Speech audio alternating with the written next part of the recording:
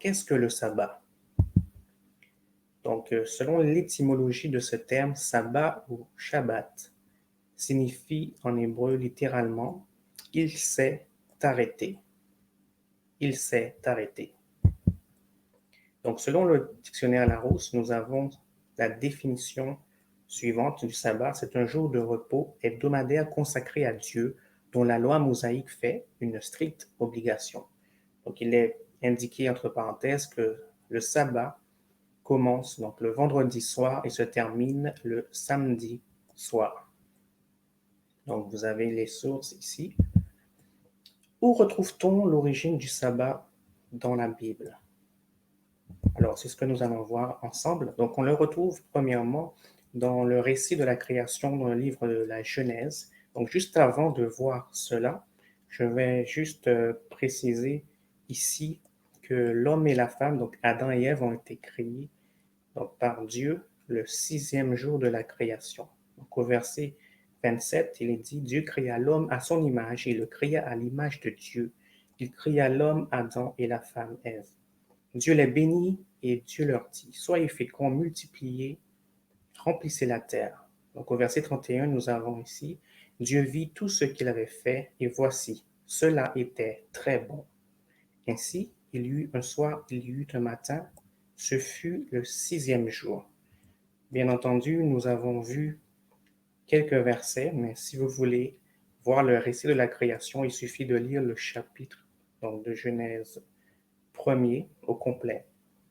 Donc, après le 6e jour, nous allons voir ce qui s'est passé, mais juste avant, on note que Dieu a institué le mariage et la famille. Donc, au 6e jour de la création, il va instituer le mariage et la famille.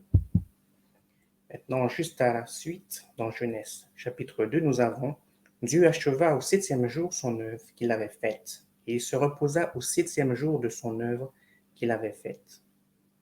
Dieu bénit le 7e jour et il le sanctifia, parce qu'en ce jour il se reposa de toute son œuvre qu'il avait créée en la faisant. Donc très intéressant aussi de noter ici que le terme sanctifié, dépendamment des traductions, ce terme peut être remplacé par consacré, qui veut dire rendre sacré en dédiant à Dieu, pardon, et aussi ça signifie mettre à part pour Dieu.